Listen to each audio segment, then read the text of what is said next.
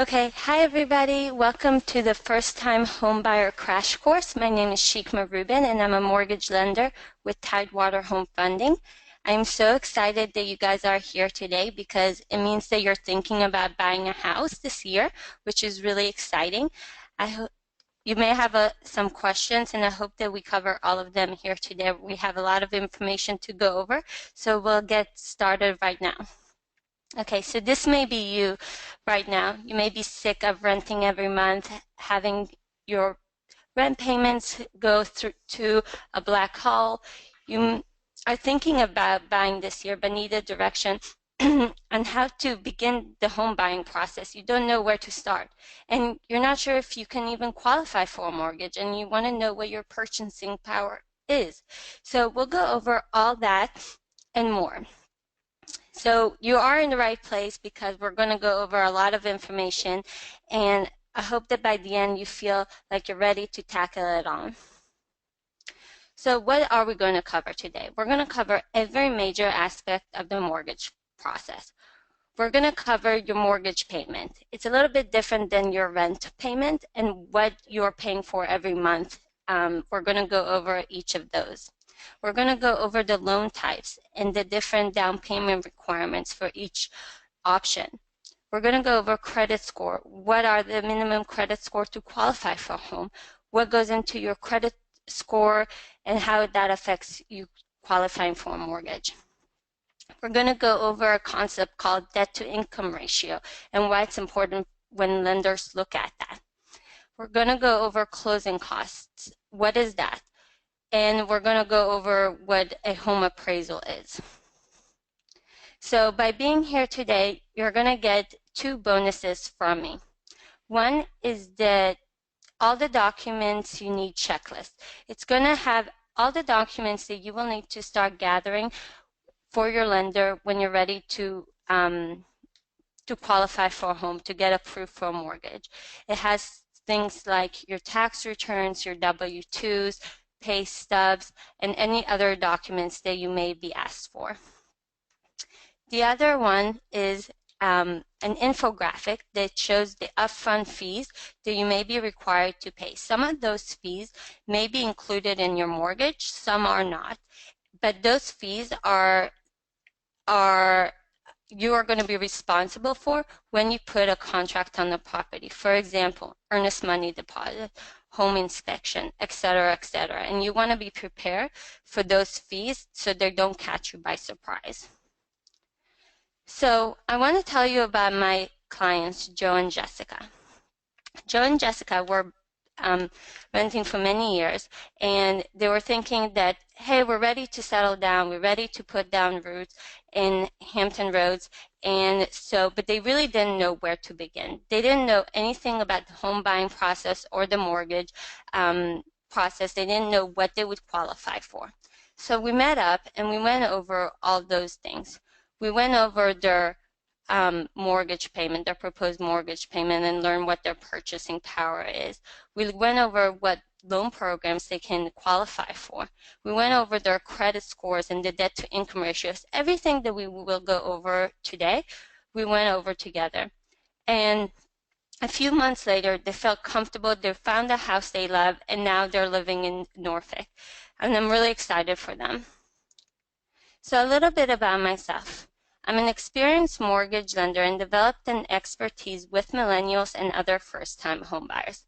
I really fell in love with the education part of my job. And I noticed that when I met with clients, that a lot of them had very similar questions. So I started a blog about it, tackling those questions that I often get. And that is shikmarubin.com, so you can go and check it out. But I cover different terminology because sometimes it's hard to know what exactly the mortgage lender means when they say escrow or debt to income ratio, and we'll go over all that today as well. And those articles have been picked up by the Hampton Roads Realtor Association magazine and the national website Redfin. I also have a monthly mortgage column in the Virginian Pilot every month. It usually is the fourth Saturday of the month, where I just talk about mortgages and millennials and topics that I get questions about. So for example, as you can see, on the right is one of my recent articles, and I tackled the questions about wedding gift money and can it go towards a down payment, because I work with a lot of recently engaged, recently married couples who are ready to put down roots, and they want to use some of the money that they receive for the down payment. So these are some of the questions I often get, and you can go to my website and read more about that. So let's get started. And so get your workbook ready, and if you haven't printed it, I have the link there for you. You can go ahead and print it now, or just grab a piece of paper and take down some notes. So first thing, let's talk about your mortgage payment. So every month, when you pay your mortgage payment, it's called what we like to go PITI. I also heard people reference to it as PITI, and it stands for principal, interest, taxes, and insurance. So let's tackle each one of those aspects. So principal and interest. So principal, every month you're going to pay a little bit of principal and a little bit of an interest. Principal is the amount that pays off your loan balance, and interest is the cost of borrowing money from the lender. And so the lower the rate, the lower the payment. So every month you're going to pay a little bit of principal and a little bit of interest. Every month you're going to pay more in principal and less in interest. So you're going to build up your equity as more as you live in the property, because you're going to pay off more of your loan balance and less in interest every month. Next is your real estate taxes. So your real estate taxes are based on your city or county property city assessment, and that's just what they're going to charge you for what they think the property is worth. So every month you're going to pay a little bit of that portion, and it's going to go into what we call an escrow account. I'm going to go over that term in just a minute, so just put that in the back of your head, and we'll go over what escrow means in just a minute. Your taxes can change year after year based on what the city assesses the property to be worth, and so that may affect your mortgage payment year after year. It may go, if your city assessment goes up, that may change your taxes. If it goes down, it may change it. If it stays the same and the tax rate changes, that also affects it. Next is your insurance. So you have two different types of insurances.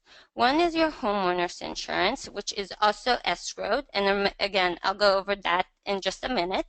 And that protects you against any hazard such as fire and stuff like that. And again, you're going to pay a little bit every month for it. The other one is called mortgage insurance, and you may have heard a little bit about it, and I'll tell you what it is. So most mortgages, if you do not put 20% down payment on the loan, you will have some sort of mortgage insurance, and that protects the lender from any defaults in payment. They're not saying that you're going to default and you're not going to make your payments on time, but they're lending you a lot of money, and so you can buy a house, and you did not put a lot of money down, so they just want to make sure that they're protected. So they're going to have some sort of mortgage insurance in the loan. Now, how the mortgage insurance is structured into a loan depends on the type of a mortgage you have, and we'll go over those in the next module. But just so you know, there's different ways to structure the mortgage insurance. So when you meet with a mortgage lender, just ask them, what are the different ways that my mortgage insurance can be structured, and what are my options? And now, what is escrow? So I like to think of escrow as a separate savings account for you. So every month when you pay your PITI, you're going to pay a little bit of your taxes and a little bit of your homeowner's insurance. That is going to go into a separate account, that savings account. So when your tax bill comes due from the city or from the county, you're not going to get the bill for it, but your mortgage company is going to get the bill and going to pay it on your behalf. Same thing with the homeowner's insurance. You're going to pay a little bit every month. The money is just going to be sitting there, and then when the bill is due, they're going to pay it on your behalf. Now, what would the mortgage company wants to do is that there's going to always be money in that escrow account for you. But just so you know, it's your money, okay? It's just sitting in a separate account to pay those things for you.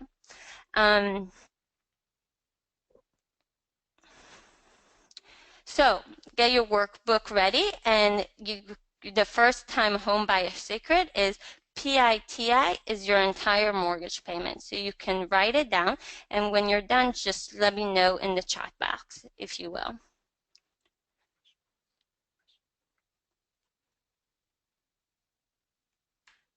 Okay, so let's go over the different loan types. So first is the conventional loan. So a conventional loan, you can have you can put as low as a 3 to 20% down payment. Usually, a conventional loan requires strong credit.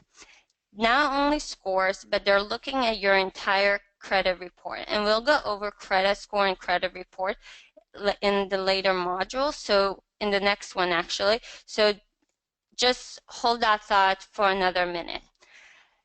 Also, conventional loan, if you do not put 20% down, you will have private mortgage insurance. That is the same thing as mortgage insurance that we went over in the previous module, but it can fall off when you reach 20% equity in the property.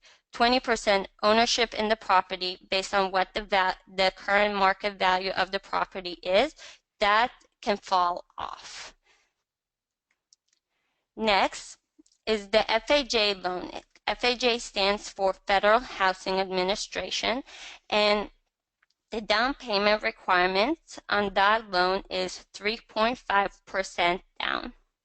They are usually less strict about some of their credit requirements. They're a little bit more lenient with their scores and with what they're looking for in the entire credit file.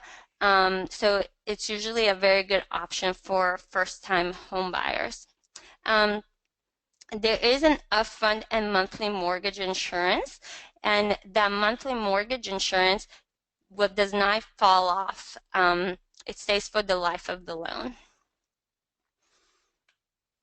Next is the VA loan, and VA stands for Veteran Administration, and that is specifically for members of the military, both active duty and veterans, and they have an opportunity to put 0% down with no monthly mortgage insurance. And this is a great loan program, and actually a lot of people in the military don't know that they have this benefit.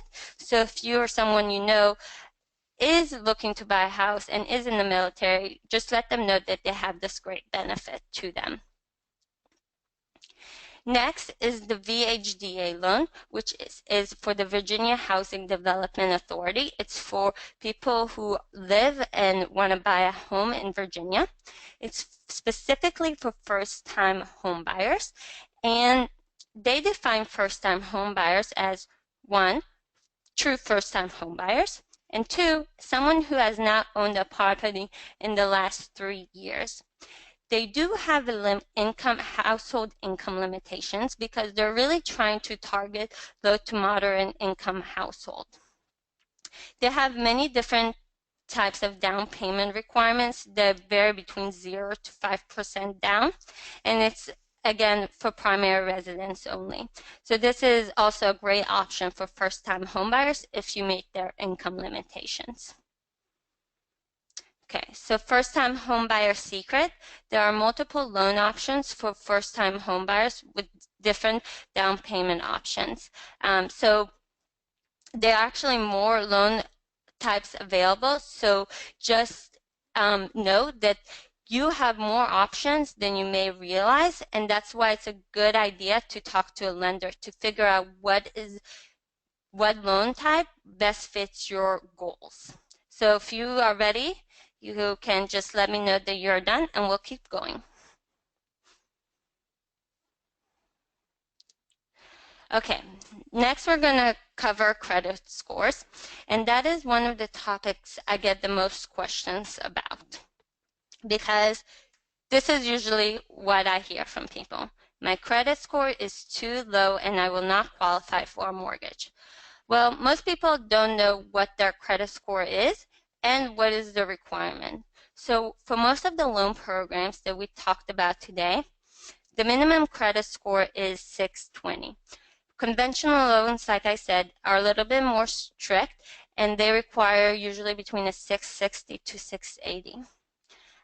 One thing that all of the loan programs look for is that they don't want to see any late payments, and if you have late payments in the past, they just want to see that in the more recently you have been paying on time, because the lender again has loaned you a lot of money to buy a house, and they want to make sure that they're going to get their payment on time.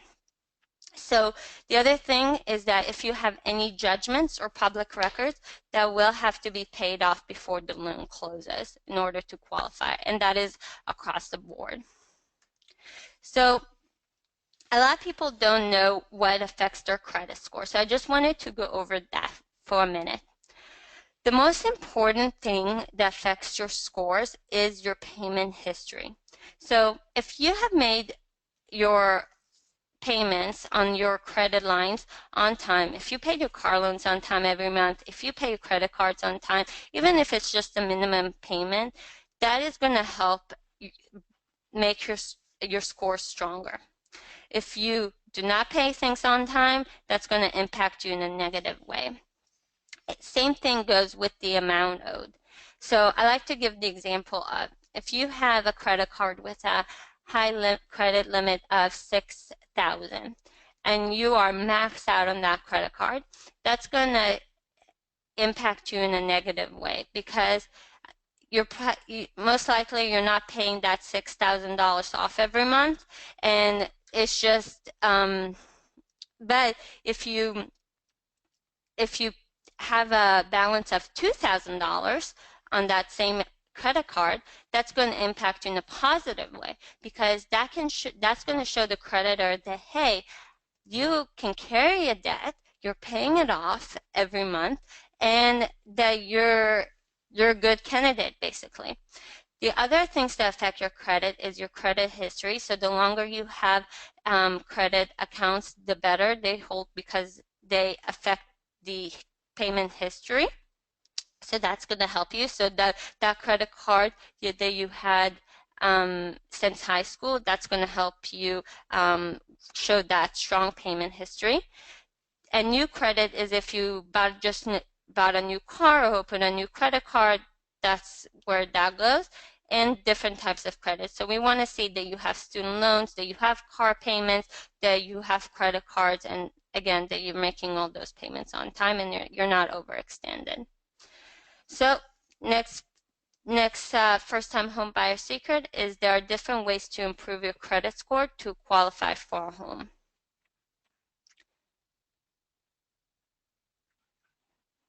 Okay, everybody got it? Okay, good. So covered a lot in the first 3 modules. Next, we're going to cover debt to income ratio, closing cost, and the home appraisal. Okay, so debt to income ratio. So unlike your landlord, who just cares that you are paying your rent on time and doesn't care what your other monthly obligations are, the lender looks at everything. We want to make sure that you have money to pay for your mortgage, but that you also have money to pay for your credit cards every month, and your car payment every month, and your student loans, and any other obligations that you may have that are pulling up on your credit. So we want to make sure that you are not overextended and that you can pay that mortgage and can afford it. So when we compare your gross income, okay, not your net, not after taxes, but the gross, then we want to look at all your debts, everything, all your credit cards, all your minimum payments, all your car loans, all your student loans, and plus your proposed mortgage payment in comparison to your gross monthly income. And that's going to give us the debt to income ratio. And we want that ratio to be below a 43%. 43 is usually a really good, if you can be below that, that is excellent. That means that, you're not overextending yourself, and, that's what we want. So a good rule of thumb is the 43% of your income should go towards paying all your bills and your mortgage payment. So first-time home buyer secret, debt to income ratio should be less than 43%. I'm going to give you a second to write that down. Okay, let's move on. So closing costs. Closing costs are fees that are above and beyond the down payment that you are required to bring to closing. That is something that can often be negotiated with the seller. And so when you meet with your real estate agent or your realtor, just talk to them about what your options are with the closing costs when you're negotiating your purchase contract. Every loan program has limits to how much a seller can contribute to the closing costs, so you can ask your lender what those limits are. Usually, but what are those closing costs? What exactly are you paying for? So here's a list of some of those fees. So the city and state tax recording costs, that is to go record your deed and your mortgage in the courthouse. The appraisal, which we'll go over in the next slide what that is.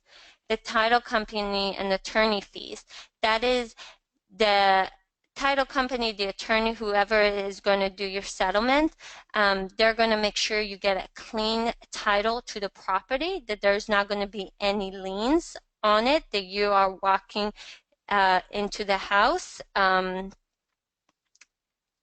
without anything tied to the property. But if the lender and you should get a title insurance, and the lender will get the title insurance, it's an optional cost. I always recommend people to get it because buying a home is very big financial decision and you want to be protected. And what does that cover you? That covers you against any defaults in title. It protects you from the previous owner if their grandchild comes and says that property was left to me in a will and that person did not have any right to sell it, that protects you from that and any legal fees that may occur with those situations. And any lender costs such as origination and administration fee that your lender may charge. The other thing that is included in your closing costs are the prepaids, and that is the money that goes into that escrow account. So as I mentioned before, that is, you always want to have money in that escrow account, so when those bills come to due, there's money sitting there. So when you close on your loan, they're going to put a few months of reserves in that account. So if, for example, your taxes are due the next month after you're living in the property, that there's money sitting there to draw on, okay, because you haven't paid your mortgage payment yet, and there's not money, we haven't put money in the account, okay? So first-time home buyer secret, you can negotiate closing cost contribution with the seller. So write that down and we'll keep going. Okay, next we'll cover the home appraisal. So the lender will require an appraisal on the property because, one, we want to make sure that the property is safe and is in a livable condition, and they meet all lender and guidelines for living in there, and that there's value in the property, meaning that it's being sold for what it's worth.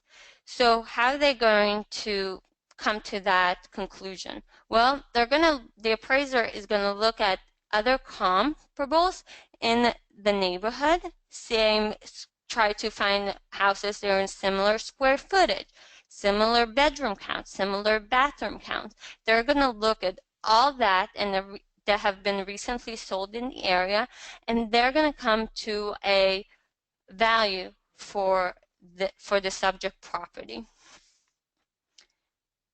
Let me just say that a lot of people ask, what if the property doesn't appraise? Well, if the lender is only going to lend you money based on the lesser of these two options, less if the sales price is less or if the appraisal is less. So if the appraisal comes in low, you will either, if it's written in your contract that you can renegotiate the sales price based on appraisal, you can go back to the seller and renegotiate the sales price, or you will be responsible for the difference and bring that as an additional down payment. Okay, so first-time homebuyer secret: appraisal ensures the property is worth the sales price. So write down.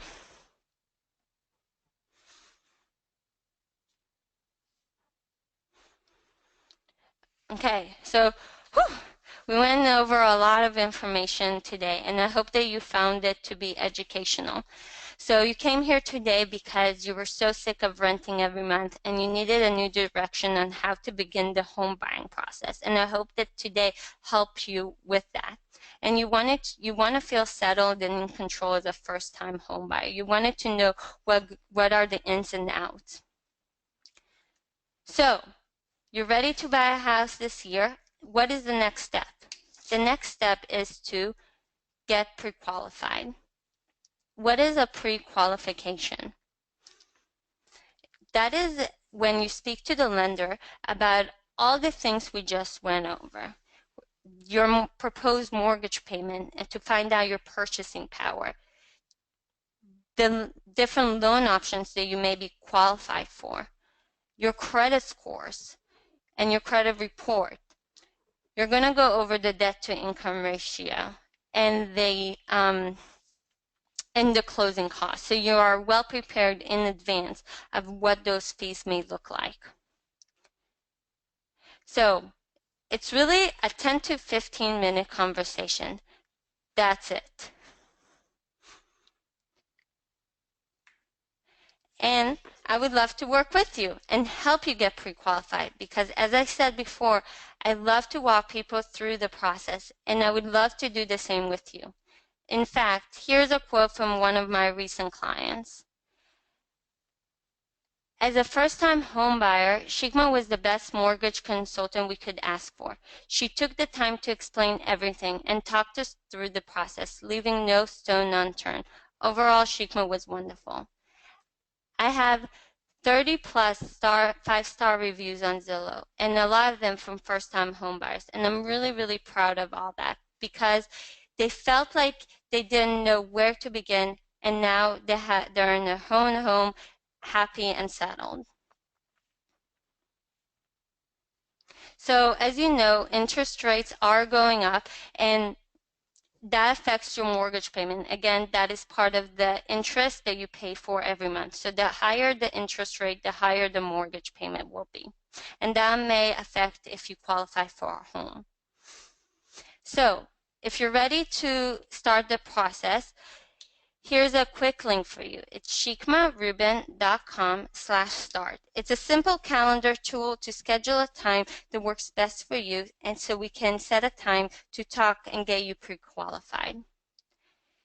If you have more questions, and I'll take questions in a few seconds. But if you're ready, if you have more questions and you just want to talk to somebody about your specific situation, feel free to shoot me an email at srubin, SRUBIN, at tidewaterhomefunding.com, and I will be happy to help you. So if you're ready to start and want to set up a time to get pre-qualified, go to shikmarubin.com/start, or if you have general questions and you want to talk to somebody, just shoot me an email at srubin at tidewaterhomefunding.com.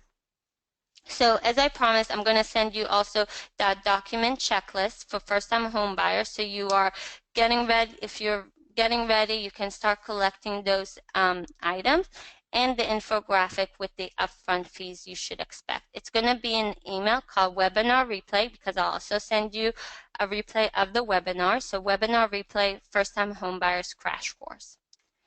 So now go over some questions. Again, these are some of my clients from Virginia and North Carolina. I'm licensed in both states, and my contact information if you want to contact me after the webinar. So I'll go over some of questions. So Rachel asked, can you discuss the difference between pre-qualification and a pre-approval? Yeah, that is a great question. So the difference between a pre-approval is a stronger is definitely stronger, because that is when you provide the lender with some of those documents that are in the checklist that I will be sending you. That's when the lender is going to look at your pay stub and going to verify everything that you basically told them. Because yes, we may have said everything on the phone, but sometimes the way the lender looks at everything is just a little bit different than your black and white. So, so if you provide those documents ahead of time, you can get a pre-approval to make sure that everything looks good. I always say pre-approval is better, because if there's anything that needs to be addressed ahead of time, we can look at it and it's not going to be a glitch when you're under contract. So that's a great question, Rachel. And a pre-qualification is just when we have that conversation and pull your credit report. I have another question from Holly. Let me just read it.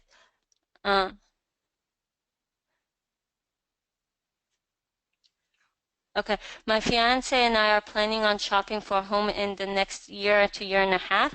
My question is, I only have one type of credit, which is credit cards. Would opening an installment loan in the meantime help my chances of getting a better rate?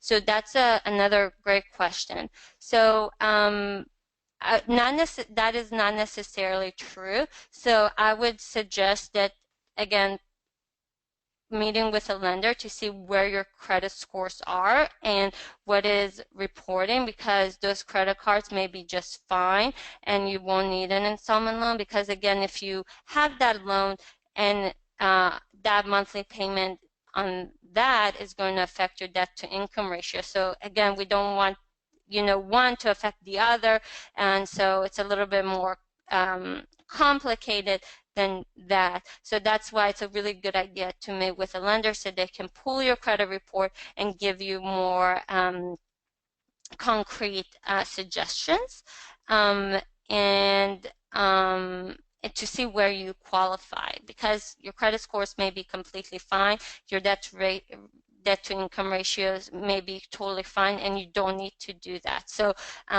just be careful about opening new types of credit. I have one more question, which is, what is the difference between an ARM and a fixed rate mortgage? So a fixed rate mortgage is when once you lock in your interest rate, that is going to be your rate for the life of the loan. It doesn't change. So that portion, the P&I portion of your mortgage payment, will not change. It's fixed for the life of the loan. With an adjustable rate mortgage, an ARM, it's the interest rate that you locked in with is fixed for X amount of years. It can be 3, 5, 7, 10, depending on what kind you get.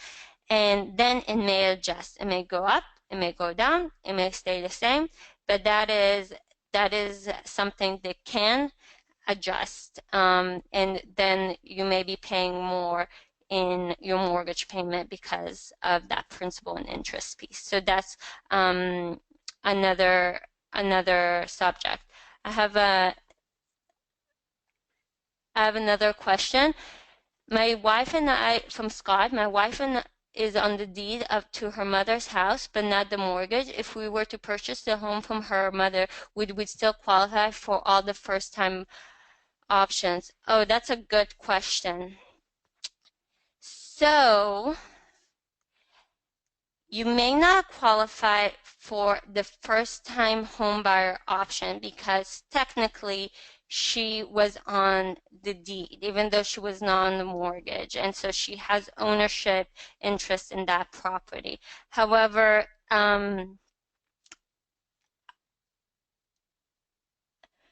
so that's just a little bit more interesting. And Scott, if you want to shoot me an email, we can talk about that option for you guys, because there might be a way to with the down payment and the appraisal, and you can do what is called a gift of equity, which I did not go over, but it's on my blog and actually in that article that I mentioned in the pilot. So if you go to my blog, I did cover that aspect just a little bit, because I do see where children buy their parents' house, and so, or try to help them with their mortgage. So it's really an interesting situation, and we actually are seeing that more and more. So if just go to that blog, but shoot me an email, we can talk about that option um, for you guys. Okay, so I think that's it. So again, if you have more specific question about your specific um, situation or just general question, please feel free to shoot me an email. I'm really happy to answer and help guide you in the right direction. And if you're ready to get started, you can set a time with me at shikmarubin.com/start. Thank you so much for being here. I hope you found it to be useful, and I look forward to hearing from you. Thanks, everybody. Have a great day.